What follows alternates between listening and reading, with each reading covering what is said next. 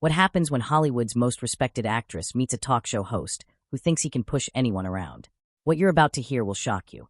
Tonight, we're diving into the explosive confrontation between Meryl Streep and Jimmy Kimmel that ended with security escorting the three-time Oscar winner right off the set. Before we get into this incredible story, make sure to hit that subscribe button and drop a comment below telling me which celebrity you think would win in a debate against Jimmy Kimmel.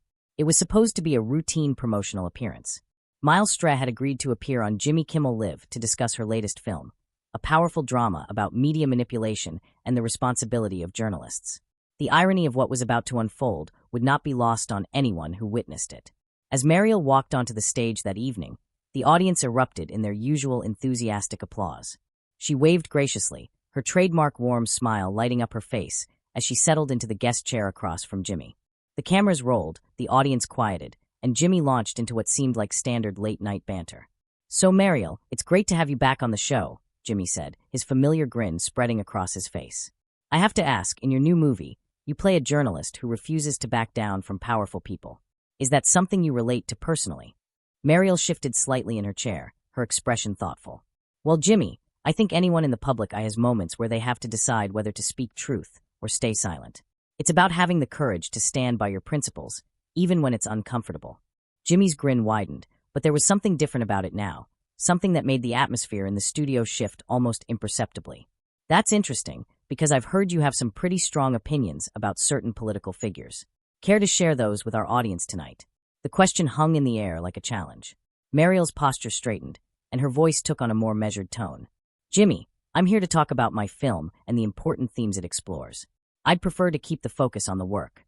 "Oh, come on, Meryl," Jimmy pressed, leaning forward in his chair with that same unsettling grin.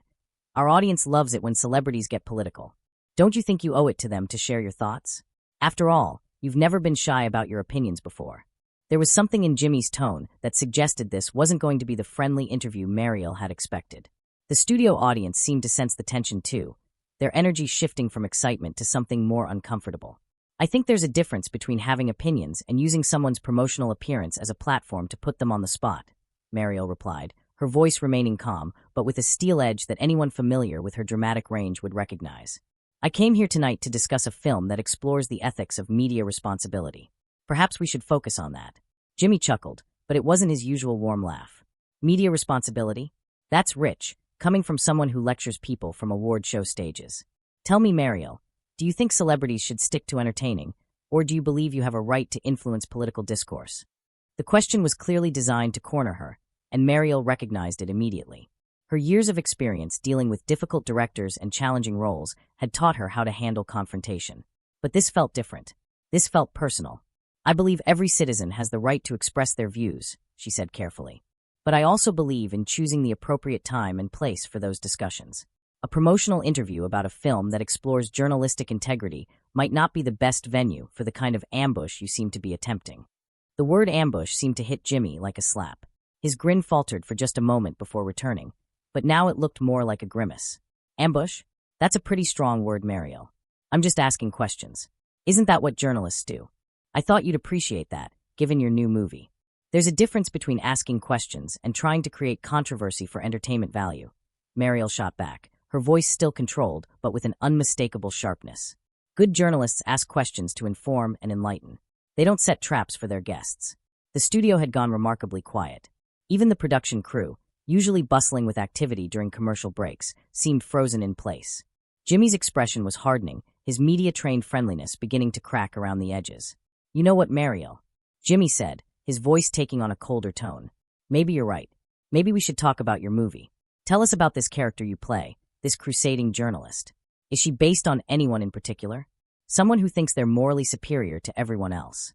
Meryl's eyes flashed with something dangerous. "Are you suggesting that standing up for ethical journalism makes someone morally superior? Because if that's your position, I think you're proving the point of the film better than any promotional interview could." "I'm suggesting," Jimmy replied, his voice rising slightly, "that some people in this town think they can lecture everyone else while living in their ivory towers. Some people think their opinions matter more than everyone else's, just because they can memorize lines and cry on cue." The insult was deliberate and cutting, designed to provoke exactly the reaction Jimmy seemed to be hoping for. But Meryl Streep hadn't become one of the most respected actresses of her generation by being easily baited. Instead of rising to the anger, she leaned back in her chair and regarded Jimmy with the kind of look she might give a particularly disappointing student. "That's an interesting perspective from someone who makes jokes about people's personal lives for a living," she said quietly. "Tell me, Jimmy, when you're writing material that mocks someone's appearance, their relationships, their struggles, do you ever consider the human being behind the punchline? Or are they just content to you?" The question hit its mark. Jimmy's face flushed, and for a moment, his carefully constructed television persona slipped entirely. "At least I don't pretend to be something I'm not. At least I don't stand on stages and act like I'm saving the world while I cash multi-million-dollar paychecks." "And there it is," Meryl said, her voice cutting through the tension like a blade. "The real Jimmy Kimmel. Not the friendly guy-next-door persona you've built your career on, but someone who apparently resents successful women having opinions.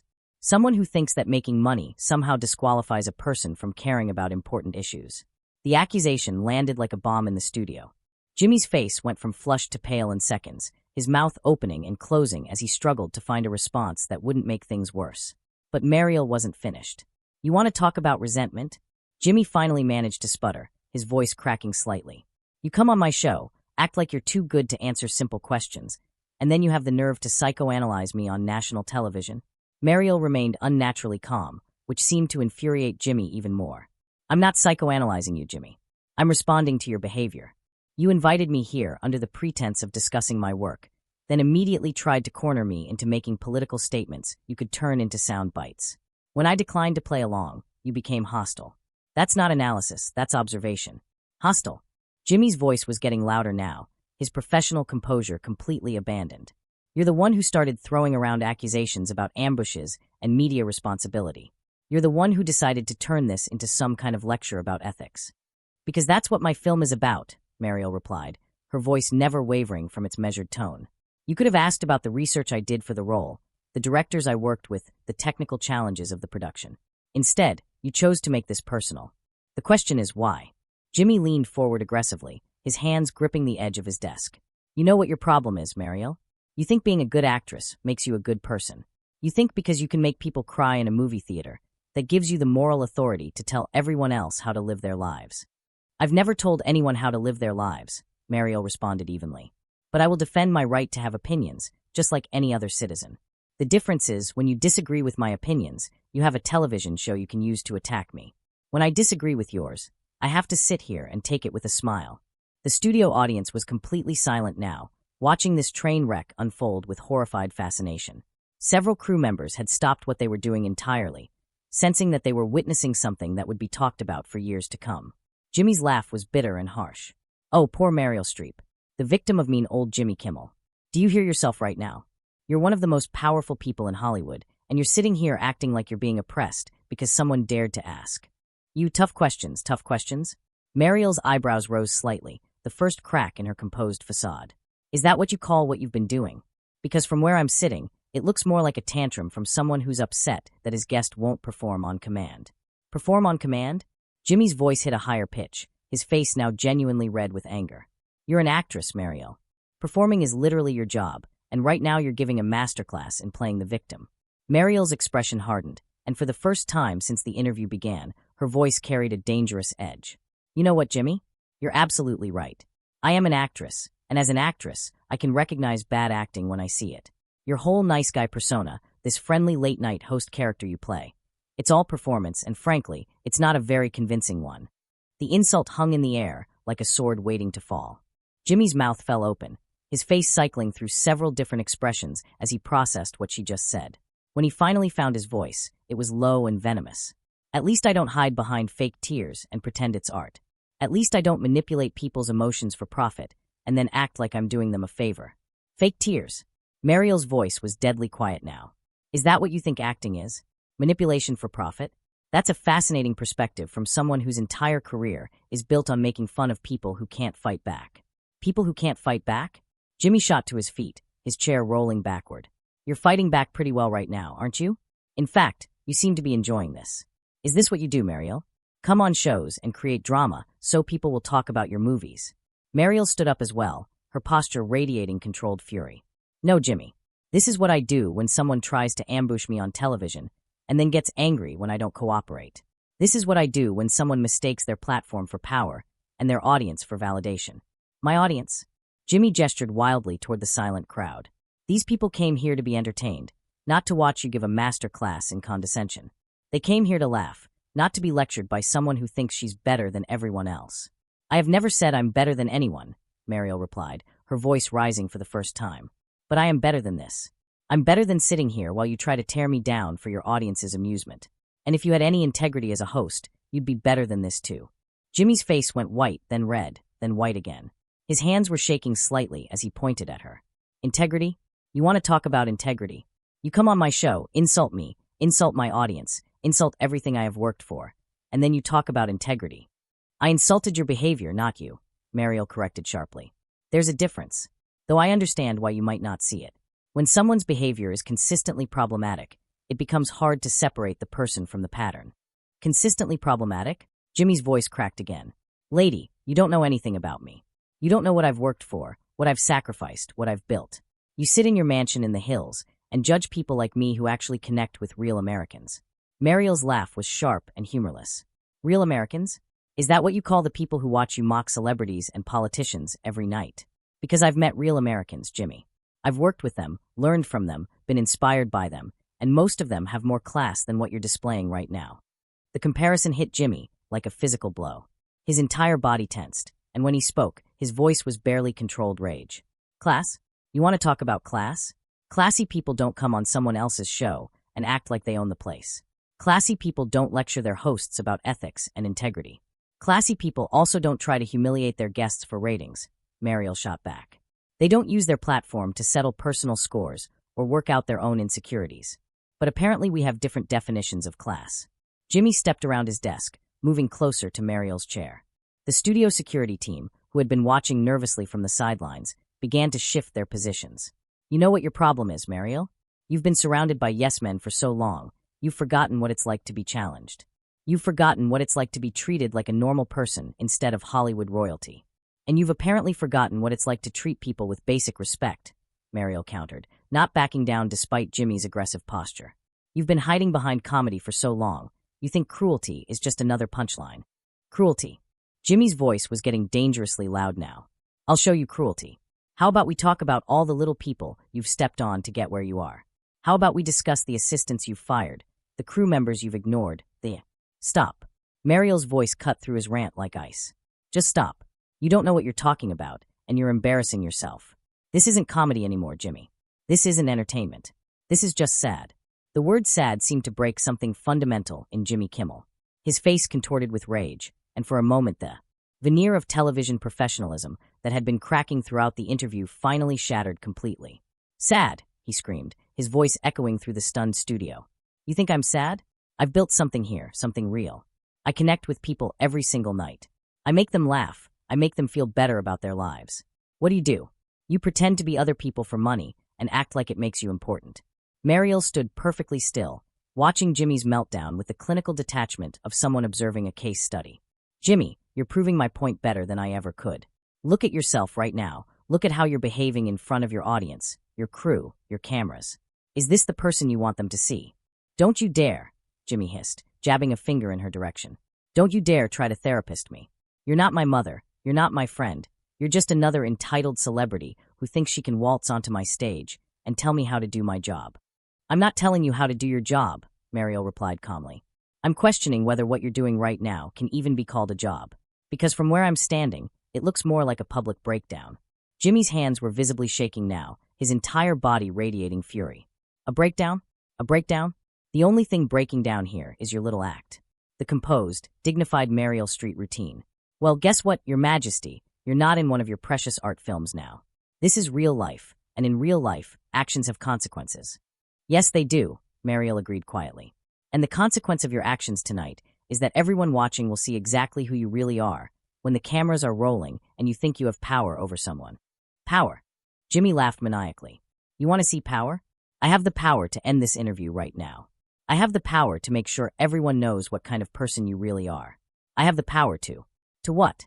Meryl interrupted, her voice cutting through his tirade like steel. To throw a tantrum on national television? To prove that you're exactly the kind of petty, insecure bully that people suspected you might be? Congratulations, Jimmy. You've really shown your power tonight. Jimmy's face went through a series of rapid color changes, finally settling on a deep purple. When he spoke, his voice was low and dangerous. "Get off my stage." The studio fell into absolute silence. Even the cameras seemed to stop humming. Meryl tilted her head slightly, as if she hadn't heard correctly. "Excuse me." "You heard me," Jimmy snarled. "Get off my stage. This is my show, this is my studio, and I want you gone. Now." Meryl's expression didn't change, but something shifted in her posture. Something that suggested she was no longer just an actress playing a role, but a woman who had reached the absolute limit of her patience. "Your stage," she said quietly. "This isn't your stage, Jimmy. This is television. This belongs to the network, to the advertisers, to the viewers. You're just the person they pay to sit behind that desk. And right now, you're doing a terrible job of it." "Security," Jimmy bellowed, his voice cracking on the word.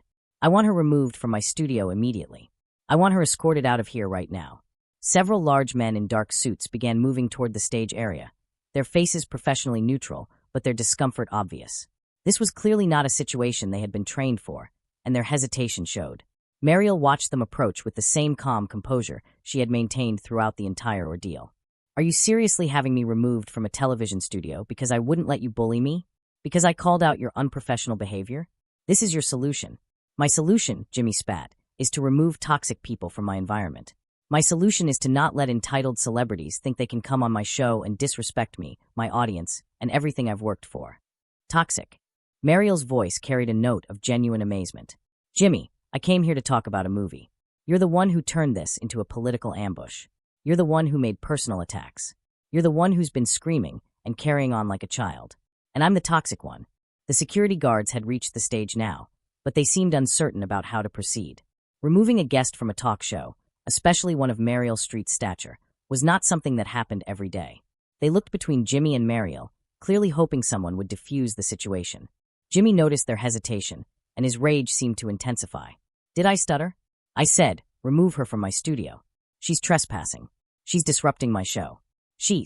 I'm sitting in a chair answering questions," Meryl interrupted calmly. "The only person disrupting your show is you.